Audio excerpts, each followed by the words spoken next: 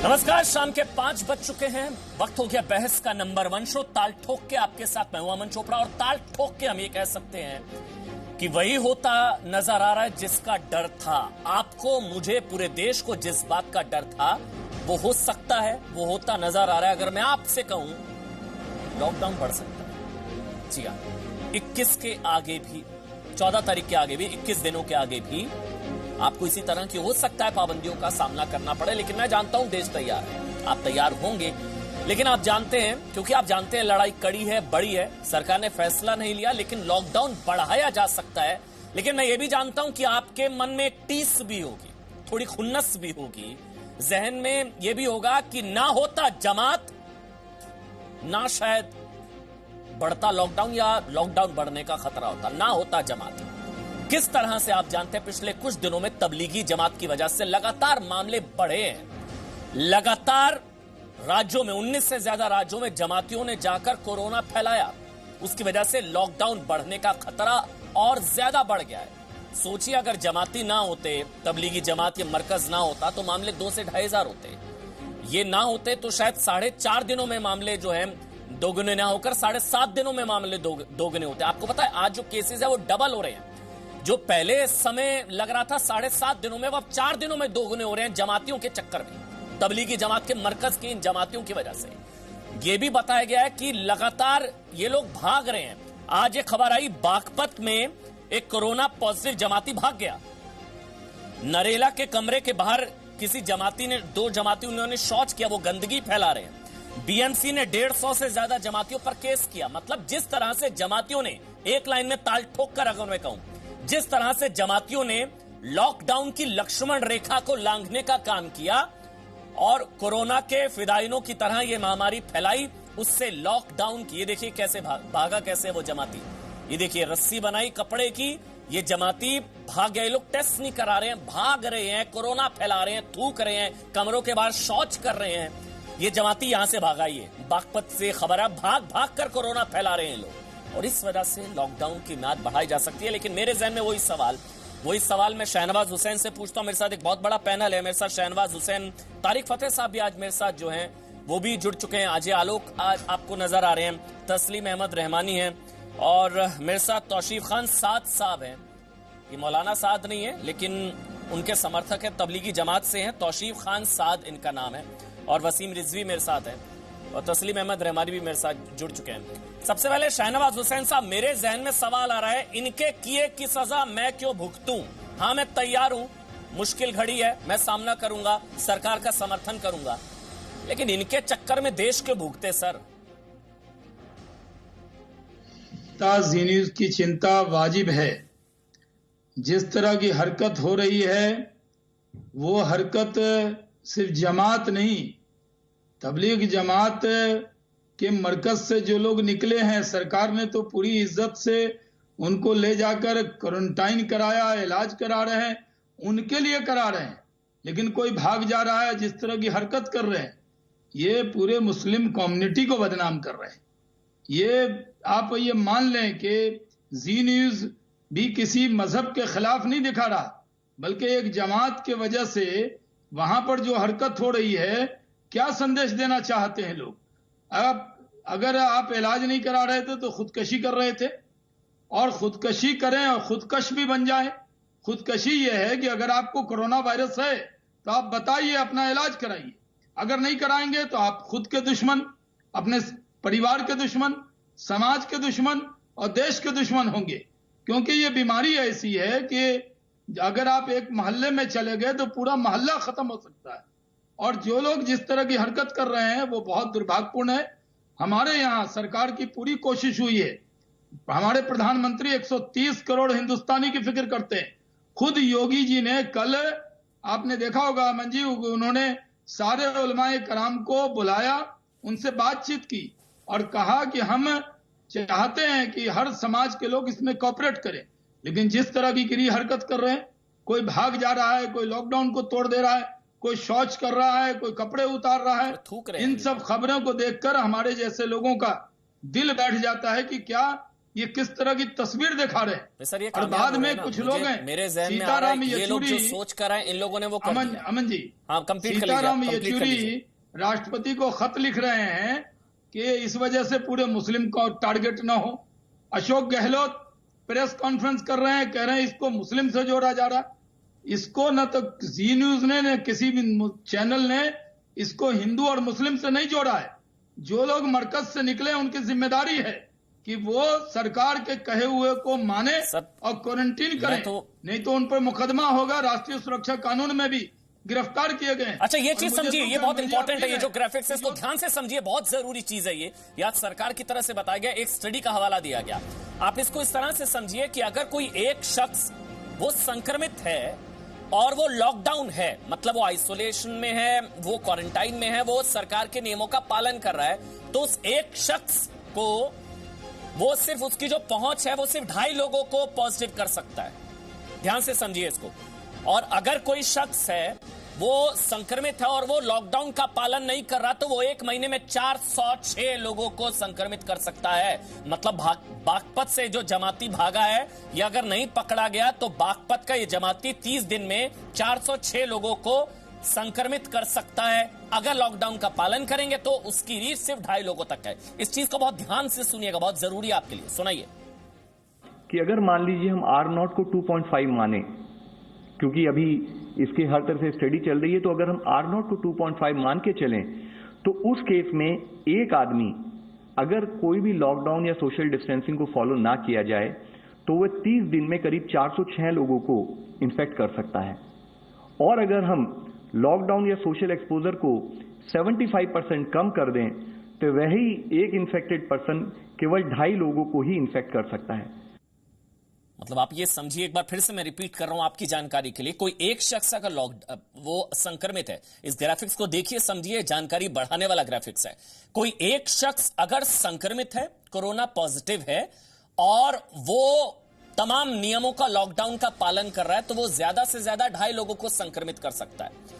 लेकिन अगर कोई शख्स जो है वो लॉकडाउन का पालन नहीं कर रहा है और वो संक्रमित है, तो वो बहुत खतरनाक है। वो फिदाइन की तरह आप समझिए, वो 406 लोगों को संक्रमित कर सकता है 30 दिन में, 406 लोगों को।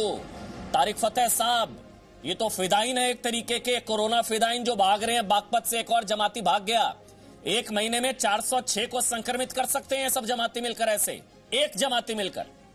तारिक फतेह साहब, देखिए, जो शाहनवाज साहब ने बात कही कि दुख हमें ये है कि फिर हम बाद में कंप्लेन करते हैं कि साहब इस्लामोफोबिया बहुत हो गया और मुसलमानों के खिलाफ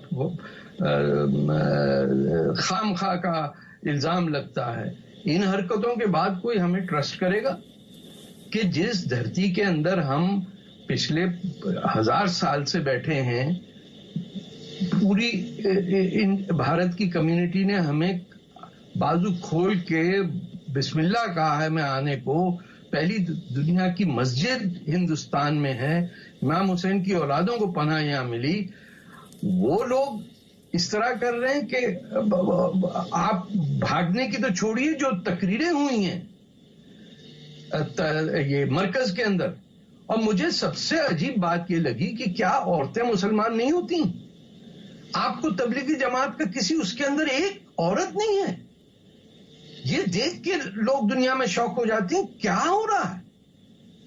यहां हमारी मस्जिदों में औरतें हैं, काबा में औरतें हैं, मक्का मदीना दोनों जगह मैं अपनी बीवी के साथ, बेटी के साथ हज कर चुका हूं, कहीं पाबंदी नहीं है, या मस्जिद में नहीं है। कनाडा के अंदर, वह हिंदुस्तान के अंदर औरतें बंद। पहले तो मैं ये ऑब्जर्वेशन बता रहा हूं कि ये दुनिया देख रही है कि भाई ये कैसा धर्म है, कैसा मजहब है, कैसे लोग हैं जिनको फिक्र नहीं है। और शाहीन बाग में औरतें सामने। आप दोगलापना ये देखिए कि जब कोरोना वायरस नहीं था और हो भी रहा था तो सड़क से नहीं उठ रहा था कोई वहां शाहीन बाग में। उस वक्त क्या कह रहे थे ये लोग कि साहब ये कंस्पिरेसी है, CAA और पता नहीं क्या NIRC। वहां इंदौर में एक मुसलमान डॉक्टर की पिटाई कर दी इन्होंने, और वो बुर्के वाली औरतों ने। फिर आप थूक रहे हैं और बसों को सील करना पड़ा, उनकी विंडोज पे सील करना पड़ा कि ये हर जगह थूक के जरासीम ना फैलाएं। आप क्वारंटाइन हुए, वहां आप कपड़े उतार के बाजमात नमाज पढ़ लें। ये सोचा नहीं हमने कभी दुनिया में कि ये हो सके कि आप अपने धर्म से, अपने मजहब जो है आपका इस्लाम, उसको एक ढाल बना के, कर रहे हैं, यानी ढाल भी क्या, एक वेपन की बना के, फतेह साहब, एक असलहा बना के आप दहशतगर्दी कर रहे हैं। मकसद क्या है? कोरोना फैलाना? क्या मकसद क्या है इन लोगों का? नहीं सर, मकसद ये नहीं है। अच्छा, मकसद ये है कि इस तरह ठाठ से घूमना कि ये हमारा हिंदुस्तान था, हम बैठे थे इसमें राज करते हुए। आप सुन लेना हैदराबाद में कैसे लोग बात करते हैं, चार मीनार देख लो, कागज क्या देखना है। ये जो जहनी एटीट्यूड है कि हम हिंदुओं से बढ़कर के हैं और वो काफिर हैं और हम अल्लाह के प्यारे हैं, और ये मौलानाओं ने तकरीरें की, रिकॉर्ड हुआ कि हम पे कुछ नहीं होगा। ये अल्लाह ताला ने वबा भेजी है कम्युनिस्ट चाइना पे, शिया ईरानियों पे, मगरिब के यहूदियों पे और वेस्ट के ऊपर। जिंदा रहेंगे तो हुकूमत भी करेंगे ना। ये जिंदा रहेंगे तो करेंगे भाई, जान है तो जान है, मर के हुकूमत क्या करेंगे? ये कहते हैं कि जिंदगी शुरू मौत के बाद होती है। ये तो बिलीफ है कि जिंदगी मौत के बराबर होती है। मैं आपको बताऊं कि ये मेवट के ऊपर, ये इंडिया की छपी भी मुसलमानों की किताब है। ये 100 साल से बैठे हुए वहां पे गद्दी नशी, ये बादशाहों की तरह बैठते हैं। कोई गैर, ये जो इस वक्त मौलाना साद हैं, इन्हीं के दादा परदादा जो थे वो चले आ रहे हैं, और वहां 2% लिटरेसी है औरतों की। एक साथ साहब हमारे पास भी है, एक तौशीफ खान साद साहब हैं, तबलीगी जमात से ही है। तारिक फतेह साहब, मैं एक बार आपका कमेंट ले लेता हूं, फिर मैं आपके पास आता हूं। हमारे साथ तौशीफ खान साद साहब हैं, तबलीगी जमात से हैं, वकील हैं। साद साहब, ये जो बागपत से जमाती भागे हैं, इनको मैं फिदाइन क्यों ना कहूं? ये मानव बम से भी ज्यादा खतरनाक है। ये 30 दिन में 406 लोगों को संक्रमित कर सकते हैं, ये सरकार ने रिपोर्ट का हवाला देकर बताया। मैं आपके चैनल के माध्यम से, आप सुनिए मेरी बात जी। अगर जो बागपत से जो भागा है, मैं आपके चैनल से के माध्यम से ये विनम्रतापूर्वक उनसे अपील करूंगा कि कोई बिल्कुल ना भागे, सरकार को सहयोग करे, डीएम एसडीएम अथॉरिटीज़ को सहयोग करे। मैं आपके माध्यम से अभी भी कहना चाहूँगा ये और नरेला में अवाम को सरकार की मदद करे, अथॉरिटीज़ की मदद करे। और कहने के भागने वाली बात है जी, पूरा देश सुनिए, अमन जी सुनिए, समन जी सुनिए, पूरा देश लॉकडाउन है, कोई कहीं नहीं भाग रहा, पूरी दुनिया लॉकडाउन है, कोई कहीं नहीं भाग रहा। तारिक फतेह जी, मैं आपकी एक बात का जवाब दूंगा। आपने कहा था हिंदुस्तान था, हिंदुस्तान था, हिंदुस्तान है और हिंदुस्तान हमेशा रहेगा। We have the second largest army in the world, we have the 4th largest defence budget in the world. समझ रहे, हिंदुस्तान हमेशा रहेगा। पूरी दुनिया आ जाए, पूरी दुनिया में इतनी हिम्मत नहीं कि हिंदुस्तान को इधर से उधर कर सके, तो ये चीज ना करिए। हिंदुस्तान था आप। और एक और चीज सुनिए, आज सुबह सुबह आप पढ़िए, आप देखिए, मैं न्यूज चैनल नहीं देखता हूँ, मैं न्यूज नहीं देखता, मैं पढ़ने में ज्यादा बिलीव रखता हूँ। तारिक फतेह जी भी पढ़ने में बहुत ज्यादा विश्वास रखते हैं। आप पढ़िए, सुबह सुबह नवभारत टाइम्स ने एक आर्टिकल छापा है, आप सुनिए। तारिक फतेह जी आप सुनिए, मुझे सुनिए, मैंने आपको बहुत अच्छे से सुना, आप मुझे सुनिए, आप सुनिए मुझे, आप सुनते नहीं है ना। सुबह सुबह नवभारत टाइम्स का एक आर्टिकल पढ़ा है मैंने, उसमें अमेरिका ने सीधा सीधा वार किया है भारत पे रिटेलिएशन के। व्हाइट हाउस की स्टेटमेंट है, नवभारत टाइम्स की, सुबह 8:22 पे रिलीज करी है नवभारत टाइम्स से। मैं आर्टिकल की कॉपी आपको दे दूंगा। जी। हाइड्रोक्सी क्लोरो क्वीन, ये एक ऐसा एंटी ड्रग है जो कि भारत में प्रतिबंध हो रखा है। पढ़ा, नरेला पढ़ा, बीएमसी ने 150 जमातियों पर केस किया, थूका, तुगलकाबाद में क्या हुआ, ये सब नहीं पढ़ते आप लोग। अपील कर रहे हैं तो एक से करेंगे, ये आप तो एक सिनिस्टर प्लॉट के तहत फैला रहे हैं कोरोना। किस से अपील करेंगे? महाराष्ट्र ने भी 20 FIR करी है फेक न्यूज पे, जो अंडरग्राउंड चल रहे हैं, फरार चल रहे हैं, ये पढ़ा, कहिए सामने आए मौलाना साहब। महाराष्ट्र में पुलिस ऑफिशियल्स ने, महाराष्ट्र गवर्नमेंट ने 20 ऑफिशियली FIR करी है मौलाना साहब। हाजिर हो मौलाना साहब, सरेंडर करें, बोलिए। महामारी के मौलाना साहब सरेंडर करें, बोलिए। फरार तो मौलाना साथ चल रहे हैं, उनसे भी अपील कर दीजिए ना एक बार। ये देखिए, ये क्राइम ब्रांच की रिपोर्ट है, फोकस करिए। आप फरार, आपको कानून की कार्रवाई नहीं पता, फरार आदमी कब होता है ये पता है आपको? सारे अमन जी पता है आपको? वांटेड कब होता है, पीओ कब होता है, पता है आपको? कानून के जानकार आप लोग हैं, इसलिए सारे कानून की धज्जियां उड़ा रहे हैं। Non bailable warrant NBW issue होते हैं पहले एनबीडब्ल्यू इशू होते हैं, उसके बाद 82 की प्रोसीडिंग शुरू होती है। क्यों फरार चल रहे हैं? 82 की प्रोसीडिंग इनिशिएट होती है, उसके बाद ये 2.5 महीने का प्रोसीजर है, 3 महीने का प्रोसीजर है, आपने 3 दिन में वांटेड कर दिया। चलिए नहीं फरार चल रहे, मीडिया ने मौलाना साहब को, मौलाना साहब की दिल्ली में ही है, लॉकडाउन हो रखा है, बिल्कुल फरार नहीं है। बेबुनियाद बातें ना कीजिए मीडिया पे। कहाँ है मौलाना साहब? आप बेबुनियाद बातें मत करिए। दिल्ली लॉकडाउन है, मैं अपने घर से बाहर तो निकल नहीं पा रहा हूँ लॉकडाउन से। आप कह रहे हो फरार चल रहे हैं, कैसी कैसी बातें कर रहे हैं आप? नहीं, मैं गलत कह रहा हूँ। कहाँ है मौलाना? कोई कहीं नहीं है, सब यहीं बैठे हैं, दिल्ली में ही है सब। कहाँ दिल्ली में कहाँ है? आपको भी नहीं पता होगा। मोस्ट वांटेड महामारी के मौलाना की तलाश चल रही है। आई चैलेंज यू, बताइए कहाँ है मौलाना साद? आप बता दीजिए कहाँ है, मुझे नहीं पता। मुझे पता होता तो जेल के अंदर मुझे नहीं पता। अमन जी आप बता दो, मुझे पता होता तो जेल के अंदर होता आपका महामारी का मौलाना। अगर मुझे पता होता, आप लोग छुपा कर बैठे मौलाना साद को। Made in the FIR are bailable in nature. अच्छा, ऑल दी ऑफेंसेस फरार नहीं चल रहे तो all the offences mentioned in the FIR are bailable in nature. मैं कह रहा हूँ we don't have to file any anticipatory bail application before the concern court. ठीक है, Tauseef Khan, this is what law says, this is what our constitution, this is what our law says. आप पढ़िए पहले। अमन जी आप पढ़िए। आपने कहा वो फरार नहीं चल रहे, मैं गलत। चलिए, मैंने बोला मैं गलत, तो फिर वो कहाँ है आप मुझे बता दीजिए। आवाज आ रही है आपकी? कहाँ है वो? हाँ, आवाज नहीं आएगी, मुझे पता है, जब फंसते हैं तो आवाज नहीं। कहाँ है आपके मौलाना साद महामारी के मौलाना? मीडिया के माध्यम से ही पता लगा कि क्वारंटाइन है। कहाँ? आपके मीडिया के माध्यम से ही पता लगा है कि क्वारंटाइन है। आपके मीडिया के माध्यम से ही पता लगा है क्वारंटाइन है, छुपा कोई नहीं है जी। ये कैसे वांटेड? आप 3 महीने की प्रोसीडिंग्स को आपने 3 महीने में वांटेड कर दिया। देखिए, मुसलमानों भाइयों में कोरोना हो रहा है, लोग मस्जिदों में आ रहे हैं, मस्जिदों को आबाद कर रहे हैं। Media is showing to the country आपके महामारी के मौलाना ने। बस करिए उनको बचाना, आपको बेवकूफ बनाकर खुद क्वारंटाइन हो गए आपके मौलाना। अमन जी ये देखिए, ये तस्वीर देखिए। देश ना मीडिया से नहीं चलता, अस्पताल में नमाज पढ़ी जा रही है, सामूहिक नमाज, झुंड में नमाज। ये किया आपके महामारी के मौलाना ने। देश मीडिया से नहीं चलता, देश चलता है। ये मौलाना साद की तकरीरों का नतीजा है, झुंड में नमाज पढ़ रहे हैं ये लोग अस्पताल के अंदर, वो भी। ये देखिए, ये नतीजा है। इस वजह से मौलाना साद भाग रहे हैं और जमाती भाग कर कोरोना फैला रहे हैं। अमान भाई, मेरी एक बात बोलिए। तारिक फतेह साहब बोलिए सर, बोलिए तारिक फतेह, बोलिए।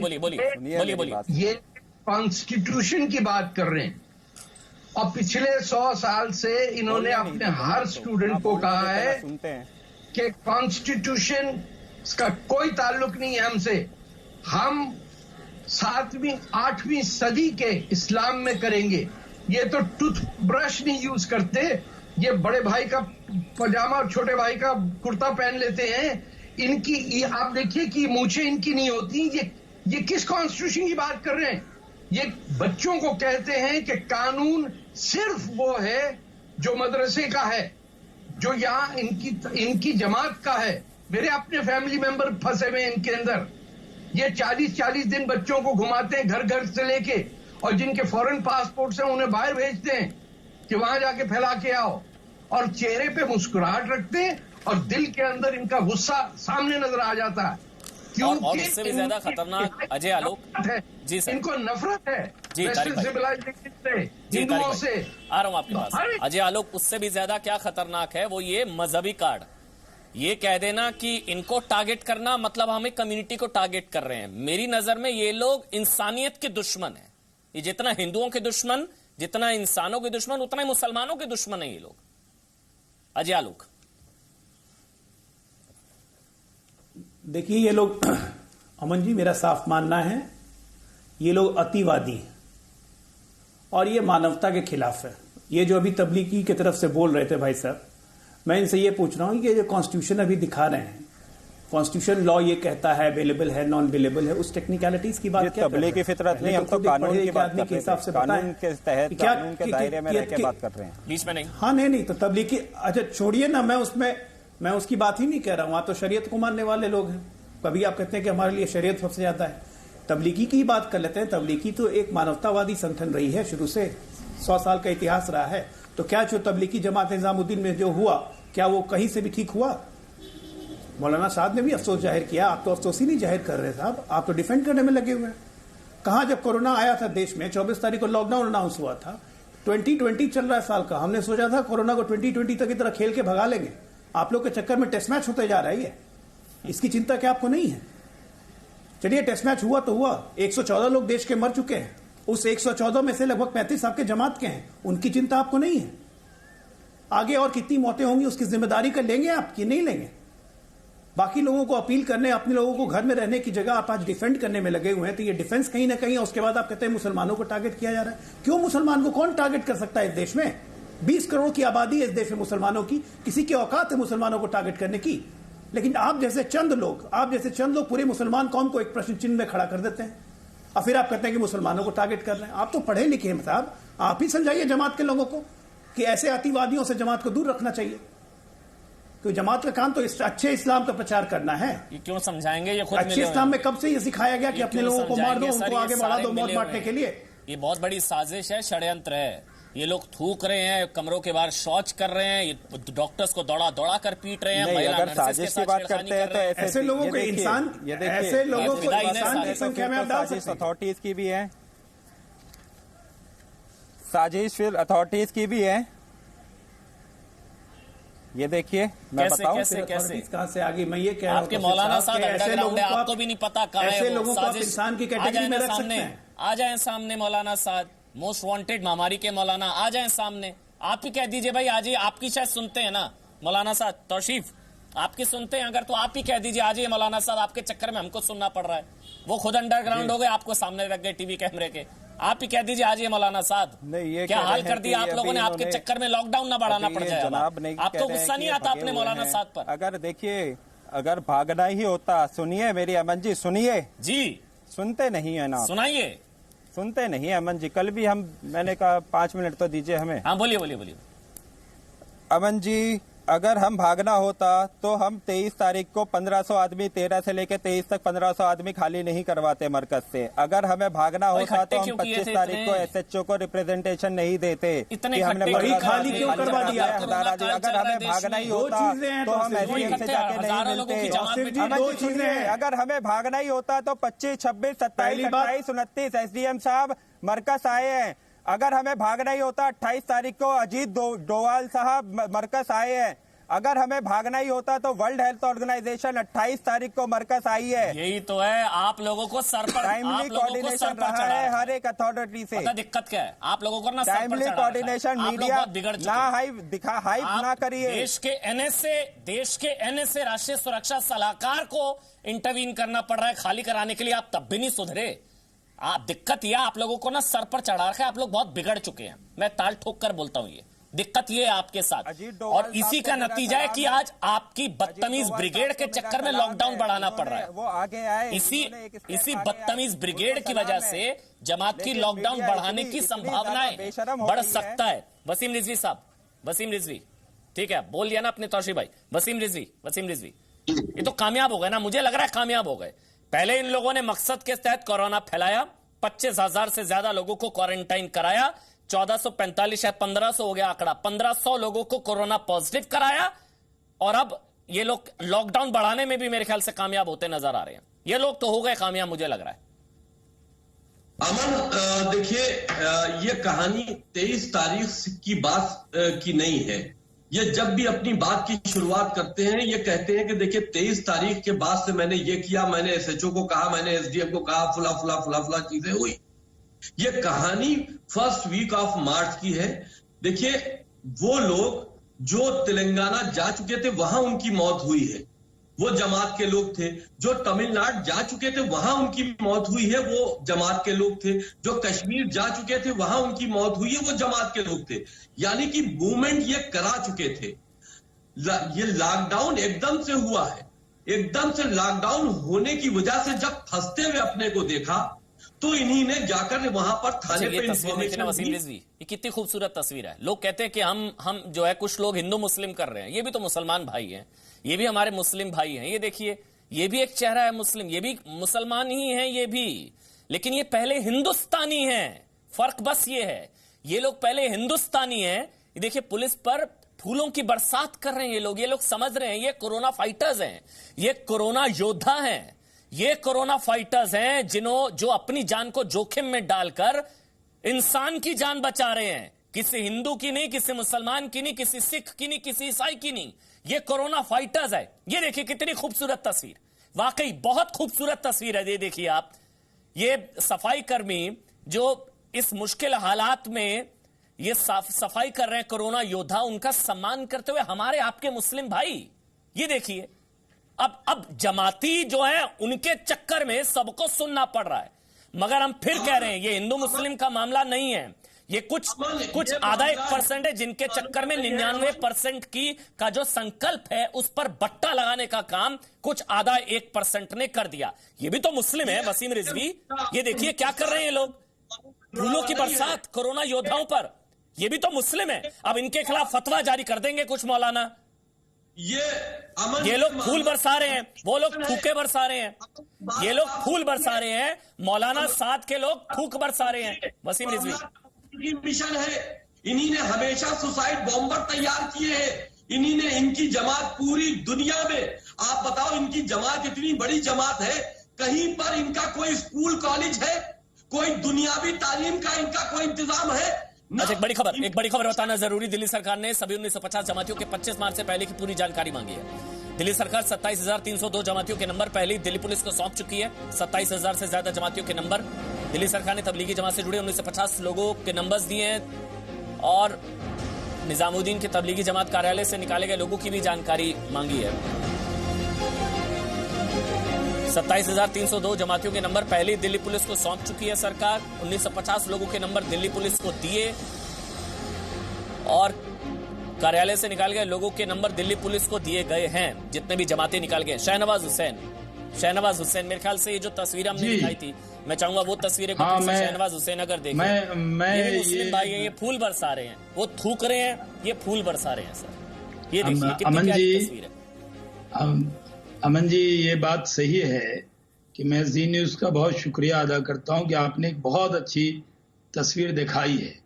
सिर्फ जो मरकज से निकले या उनकी जो हरकतें हैं उससे पूरे मुसलमानों को जोड़ा नहीं जा सकता है, और इसमें जी न्यूज ने पहल की। मैं आपके इस जो क्लिप देखा है उसका स्वागत करता हूं। तारिक फतेह साहब सही कह रहे थे, कोई मूछ रखे न रखे, मैं मूछे रखता हूं। तारिक फतेह साहब तो न मूछ रखते हैं न दाढ़ी रखते हैं। कोई रखे न रखे, कोई शिया हो, सुन्नी हो, कोई देवबंदी हो, बरेलवी हो, कोई वहाबी हो, लेकिन किसी को ये हक नहीं है कि पूरे मुसलमानों को कोई बदनाम करे। कई बार मैंने एक बार अपील की, पिछले जुमा पे मैंने घर पे ही नमाज पढ़ी और मैंने जुमा पे अपील की कि आप घर पे रहिए, नमाज पढ़िए। जैसे कल शब कदर की रात है, शब बरात है, तो मैं आज भी जी न्यूज के जरिए अपील करता हूँ आप घर में ही इबादत करें। उस पर जो कॉमेंट आते हैं, यहाँ पर जिस तरह तारिक साहब ने देखा होगा वो कमेंट, मुझे ट्विटर पे फॉलो करते हैं, किसी ने लिखा तुमने कलमा पढ़ा था क्या? अरे भाई, मैं 3 बार का हाजी हूँ, एक सुन्नी सैयद घराने में पैदा हुआ हूँ, मुझे किसी के सर्टिफिकेट की जरूरत नहीं है। मैं और मेरे अल्लाह के बीच का मामला है कि मेरा ईमान, लेकिन कोई मुसलमानों के डर से थोड़ी नमाज पढ़ेगा, अल्लाह के डर से पढ़ता है। लेकिन कुछ लोग क्या करते हैं, वो चाहे तारिक फतेह साहब लिखेंगे या मेरे से आपका जाती बैर हो सकता है, लेकिन पूरी कम्युनिटी को बदनाम करेंगे। हम ये कहते हैं कि जो भी मुस्लिम हैं इस मुल्क में, एपीजे अब्दुल कलाम भी पैदा हुए हैं, वीर अब्दुल हमीद भी पैदा हुए हैं, बड़े से बड़े आलिम पैदा हुए जिन्होंने आजादी की लड़ाई में तय किया कि हमें पाकिस्तान नहीं जाना है, इसी मादरे वतन में जिंदा रहना है और मरने के बाद इसी मादरे वतन की खाक में मिल जाना है। इस मादरे वतन को बचाने की जिम्मेदारी है कि नहीं? वो लोग हैं जो फूल बरसा रहे हैं, वो असली मुसलमान हैं जो साबित कर रहे हैं कि मुल्क सबसे पहले। इस मुल्क में हमारे वजह से कोई गलती नहीं होनी चाहिए।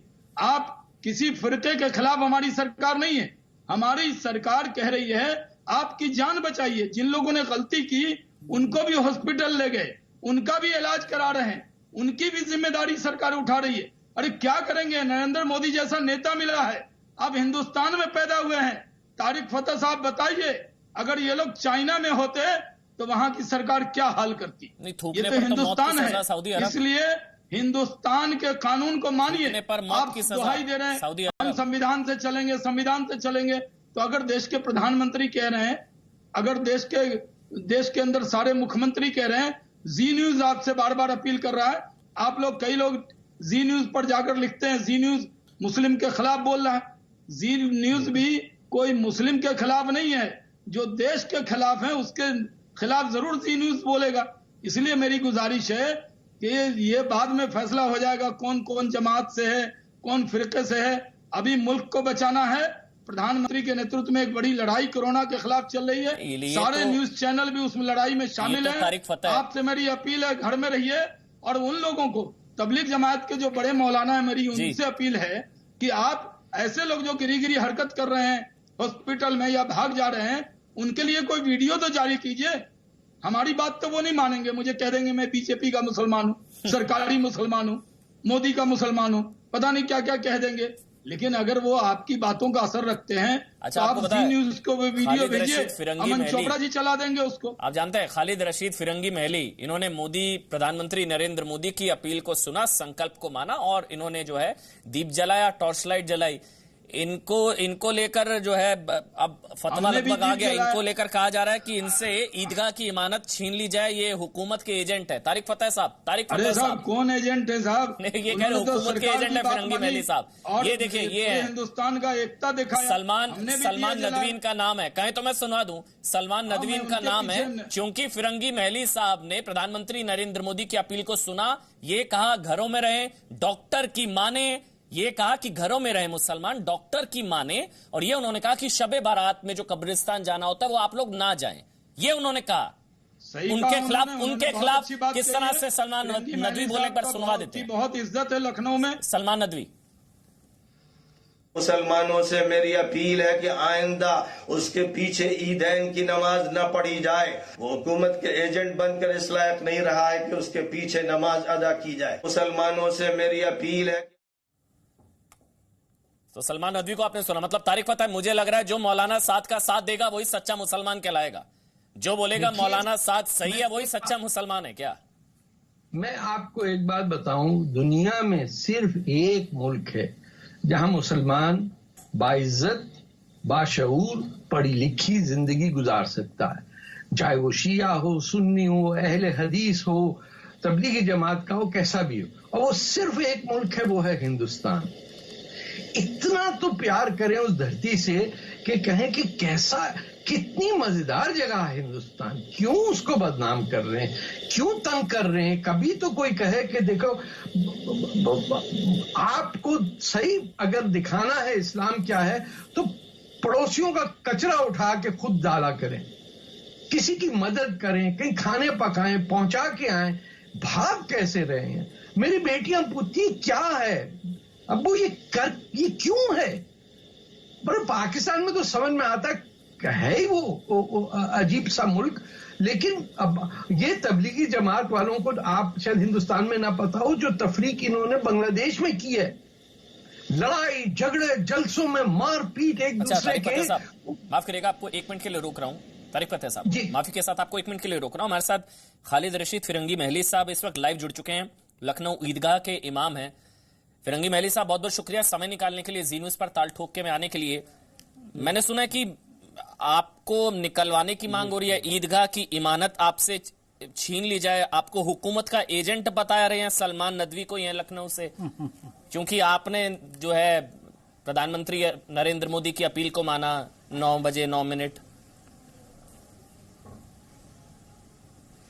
नहीं, मुझे तो इस बात का इल्म नहीं है, लेकिन हाँ ये ज़रूर है कि इस वक्त जितने भी मुल्क में लोग हैं, सभी को हुकूमत के एजेंट के तौर पे जब हम सब लोग मिल के काम करेंगे, तभी कोरोना वायरस जैसी बीमारी का शिकार का हम लोग सामना कर पाएंगे। इस बीमारी को ख़त्म करना है तो सबको एज अ यूनिट पूरे मुल्क को काम करना होगा। हुकूमत के लॉकडाउन के जो भी रूल रेगुलेशंस हैं, वो उस पर हम सब लोग जब मिल करके हर अमल करेंगे, तभी मुल्क से इस बीमारी को ख़त्म किया जा सकता है। पूरे मुल्क के सामने, पूरी दुनिया के सामने है कि जिन मुल्कों ने इस लॉकडाउन पर, ये प्रिकॉशंस पे अमल नहीं किया, वहाँ की क्या हालात हैं।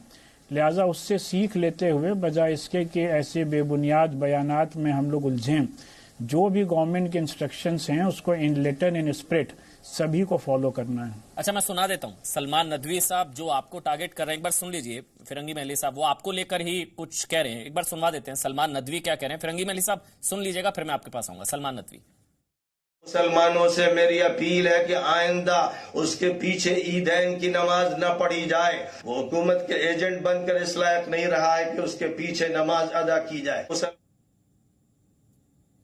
फिरंगी महली साहब, हुकूमत के एजेंट बन रहे हैं आप, क्योंकि आपने शबे बारात पर कब्रिस्तान ना जाने की आप अपील करी, आपने कहा घर में इबादत करें, नमाज घर पर ही पढ़ें, इसलिए आपके खिलाफ ये सब?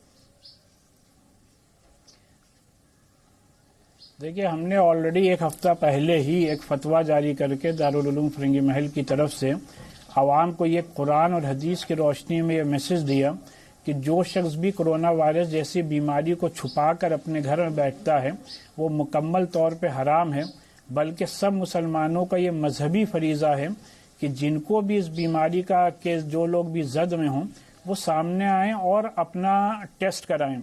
और जाहिर सी बात है, जब मक्के और मदीने में नमाज बंद कर दी गई, जितने इस्लामिक कंट्रीज से बंद कर दी गई, और फिर अपने मुल्क हिंदुस्तान में सिर्फ मस्जिदें ही नहीं बल्कि जितनी भी इबादत गाहें हैं हर जगह जाने से रोका गया है। और जब इंसान की जान बचेगी तभी वो इबादत कर पाएगा।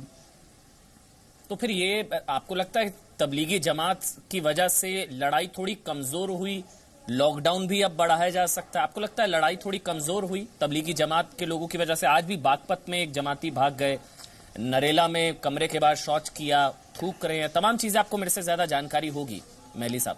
आपको लगता है इनकी वजह से लड़ाई कमजोर हुई? जो भी ये खबरें आ रही हैं, अगर ये खबरें सही हैं तो यकीनी तौर पर ये बहुत ही ज़्यादा अफसोसनाक है, और इस तरीके की हरकतों का किसी भी सिविलाइज सोसाइटी में कोई भी जगह नहीं है। और अगर जो लोग ऐसा कर रहे हैं तो वो खुद उनके लिए भी ख़तरनाक है और दूसरों के लिए तो है ही है। और अगर मज़हब की जिन लोगों को सही तौर पे तालीम और इल्म होगा, उनको बखूबी ये बात मालूम होगी कि पैगम्बर इस्लाम सल्लल्लाहु अलैहि वसल्लम ने जहाँ कहीं भी इस तरीके की वबा फैली हो वहाँ ये हुक्म दिया है कि लोग अपने घरों में रहें, और जो लोग ऐसे हालात में अपने घर में रहते हैं तो पैगम्बर इस्लाम ने फरमाया कि अल्लाह उनकी हिफाजत करता है। मौलाना साद को सरेंडर करना चाहिए अली साहब? देखिए, जो भी कानूनी कार्रवाई है, जो भी मुल्क का कानून है, वो सभी के लिए यकसा है।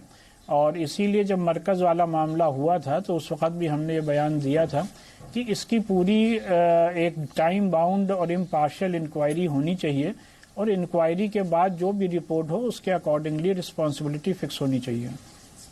जाते जाते कोई अपील अगर आप करना चाहें फिरंगी महली साहब? शबे बारात 9 तारीख, और घरों में हम देख रहे हैं अभी भी सामूहिक नमाज पढ़ी जा रही है, हॉस्पिटल्स के अंदर जगह जगह ऐसी केसेस आ रहे हैं, कुछ लोग भाग भी रहे हैं, कोरोना पॉजिटिव कुछ जमाती वो भी भाग रहे हैं। नहीं, देखिए, आप कोई अपील करना चाहेंगे? नहीं, आप इस बात को एक्सेप्ट करेंगे कि मुल्क भर में जितनी भी मस्जिदें हैं कहीं पर भी नमाज नहीं हो रही। हद यह है कि जुमे की भी नमाज कहीं नहीं हुई। 1, 2, 3 इंसिडेंट ज़रूर हुए हैं जो कि अफसोसनाक हैं। और शबरात के सिलसिले में हमने सबसे यही अपील की है कि 9 को शबरात है, सब लोग घर में रहें, कब्रिस्तान हरगिज़ कोई ना जाए, लॉकडाउन है, कर्फ्यू है, लोग घरों में रह करके इबादत करें, मरहूमीन को इसाल सवाब करें, फातिहा पढ़ें, दूसरे दिन रोज़ा रखें, और अफ्तार के वक्त अल्लाह से इस बात की खुसूसी दुआ करें कि अपने मुल्क से और पूरी दुनिया से इस वायरस और बीमारी से हम सबको नजात हासिल हो। बहुत बहुत शुक्रिया खालिद रशीद फिरंगी महली साहब, आपने समय निकाला जी न्यूज़ के लिए। हमारे साथ मौलाना कादरी भी जुड़ चुके हैं। शहनवाज हुसैन साहब, मैं आपके पास आ रहा हूं। मौलाना कादरी, अब आप फिरंगी महली साहब को एंटी मुस्लिम तो नहीं कह देंगे ना? देखिए, मैं जो ये कहता हूं कि जो भी दिया गया है वो उनकी मर्जी है, उनका इख्तियार है, लेकिन अगर कोई दिया नहीं जलाया है तो उसको एंटी नेशनल भी नहीं कहना चाहिए। किसने कहा? और रही बात शब बारात की, मैं आपके जी न्यूज के जरिए से मैं तमाम अपने मुसलमान भाइयों और बहनों से गुजारिश करता हूं कि हम सब अपने घरों में अपने मरहूमीन के लिए और अपने बुजुर्गान दीन के लिए जो इसाल सवाब करते हैं वो घर से करें। और हमने, जैसा कि आप जानते हैं, मक्के मदीने में तो वहां पर बंद किया गया, लेकिन हिंदुस्तान की सबसे बड़ी बारगाह सुल्तानुल हिंद ख्वाजा गरीब नवाज रजी अल्लाह ताला अन्हु की बारगाह अजमेर शरीफ को हमने इस कोरोना वायरस आपको भी जमातियों पर गुस्सा है, तो समझ सकते हैं कि आप बड़ी के चक्कर में आपको भी लॉकडाउन में और रहना पड़ेगा। आपको भी गुस्सा आता है जमातियों पर, तबलीगी जमात के मरकज से जुड़े लोगों पर गुस्सा आता है, खुन्नस आती है, उनके चक्कर में आपको भी लॉकडाउन में रहना पड़ेगा अभी और 14 अप्रैल के बाद, ऐसी संभावना है?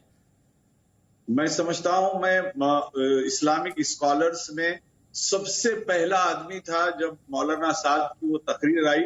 मैं एक नेशनल चैनल पे जब बैठा हुआ था, जब ब्रेकिंग न्यूज हुई, तो मैंने कहा था कि मौलाना साहब जो बयान दे रहे हैं वो हुजूर अकरम सल्लल्लाहु अलैहि वसल्लम के इरशादात के खिलाफ है, हदीस के खिलाफ है। क्योंकि हुजूर ने फरमाया कि जहां पर भी वबा है उस जगह पर सेहतमंद लोग न जाएं, और जो सेहतमंद, जो वबा ज़्यादा लोग हैं वो सेहतमंद इलाकों में न आए। आपका क्या इरशाद है? जो कि आपको भी बुरा लग रहा है इनके चक्कर में आपको भी और लॉकडाउन में रहना पड़ेगा। पूरे हर देशवासी को लग रहा है कल को जमातियों के चक्कर में लॉकडाउन न बढ़ाना पड़ जाए, जैसे हालात जो हैं वो बढ़ते नजर आ रहे हैं। तौसीफ खान साहब, आपने सबको सुना, कोई अफसोस, कोई चूक, कोई लापरवाही आपको लगता है कि यहां हमसे गलती हुई? आप कुछ कन्फेशन करना चाहें कि हाँ भाई ये गलती हुई, आप इसको लापरवाही कहिए, चूक कहिए, कोई गिल्ट आपके जहन में, कोई अफसोस आपको कि क्या कर दिया आप लोगों ने? अभी एक साहब कह रहे थे, बिल्कुल ठीक कह रहे थे। आप सुनिए अमन जी, अब सुनेंगे नहीं, सवाल करेंगे फिर नहीं सुनेंगे। जो अभी एक साहब कह रहे थे कि घर पे रहना, बिल्कुल ठीक कह रहे हैं। शरीयत है, कानून है, हदीस है। अगर आपको बीमारी है, आपको कोई भी बीमारी है, आप घर रहें, ठीक है। दूसरी चीज़, शाहनवाज साहब ने अभी कुछ कहा था कि प्रधानमंत्री जी बार-बार लोगों से अपील कर रहे हैं। प्रधानमंत्री जी, शाहनवाज जी, प्रधानमंत्री जी की अपील पे ही हम 25 तारीख को जो लॉकडाउन हुआ है, प्रधानमंत्री जी की अपील पे ही जो जहां है वो वहीं रहे, उन्हीं की एडवाइजरी को फॉलो किया है। सवाल का जवाब दे दीजिए, ज्ञान मत दीजिए। आपको कोई अफसोस है वो वही क्या कर दिया आप लोगों ने? आपके चक्कर में आपने देश को खतरे में डाल दिया आप लोगों ने। आपको कोई अफसोस सर? देखिए, अगर देश की जनता, देश की अवाम, सुनिए मेरी बात सुनिए, मैं पूरे आपके मीडिया के माध्यम से ये, अगर देश की जनता, देश की अवाम को ये लगता है कि हमने 23 तारीख तक 1500 आदमियों को प्लान करके दूसरे अपने स्टेटों में भेजा, तो अगर गलत है ये, तो मैं देश की जनता, देश की आवाम से माफी मांगूंगा। अगर हमने अथॉरिटीज का दरवाजा, एसडीएम साहब का अथॉरिटीज का दरवाजा खटखटाया, हमने गुहार लगाई, आपको एहसास हुआ बहुत है मेरे प्रोग्राम में, कम से कम देश की आवाम को गलत लगता है तो मैं माफी मांगने, मरकज की तरफ से, मैं सबके तरफ से माफी मांगने के लिए तैयार हूँ। अगर आपको देश की जनता को ये लगता है, चलिए ठीक है, आपने माफी मांग ली, लेकिन आपकी माफी की वजह से 13 जाने तो वापस नहीं आ जाएंगी ना सर? आपको पता है आपकी लापरवाही के चक्कर में आज देश कहां पहुंच गया है? मैं बहुत गंभीरता से कह रहा हूं। तौसीफ भाई सुनिए मेरी बात को, आपसे कुछ पर्सनल नहीं है, सुनिए, आपसे कुछ पर्सनल नहीं है तौसीफ भाई, लेकिन आप लोगों की लापरवाही, आप लोगों की बेवकूफी और आप लोगों की बदतमीज ब्रिगेड की वजह से आज देश सर कहां पहुंच गया है। 25,000 से ज्यादा लोग क्वारंटाइन है, 1500 से ज्यादा आपके जमाती पॉजिटिव हैं। जो दिल्ली से 40,000 माफी मांग रहे हैं, लेकिन ये माफी जो ठहरे हुए थे, जो पलायन करके ISBT पे जो ठहरे हुए थे, तो गलती थी, वो गलती थी अजय आलोक पलायन। देखिए अमन, एक बात मैं बताता हूँ, वो माफी मांग रहे हैं। अच्छा एक मिनट, अमन में ठीक, अच्छी बात है, माफी मांग रहे हैं, वो कह रहे हैं कि गलती हुई है तो उसके लिए सबकी तरफ से माफी मांगते हैं, सही बात है। लेकिन मैं फिर कहता हूं कि अब अतिवादी जो हैं उनको मुसलमानों से मत जोड़िए। एक बात मैं बता देता हूं, उन लोग के लिए जो हम लोग डिबेट कर रहे हैं ना कि ये ऐसा क्यों करते हैं, इनकी मानसिकता ऐसी क्यों है, ये करके हम अपना समय वेस्ट कर रहे हैं। चाणक्य ने बहुत साफ साफ लिखा है कि आप दुर्जन और मूर्खों को समझा नहीं सकते हैं, दुर्जन कभी सज्जन नहीं बनेगा। ये जमात की रिस्पॉन्सिबिलिटी बनती है और ऐसे ऐसे तमाम संगठन की रिस्पॉन्सिबिलिटी बनती है कि ऐसे ऐसे जो लोग उनके अंदर हैं उनको चिन्हित करके अपने से दूर कर दें। एक मछली पूरे तालाब को गंदा कर देती है।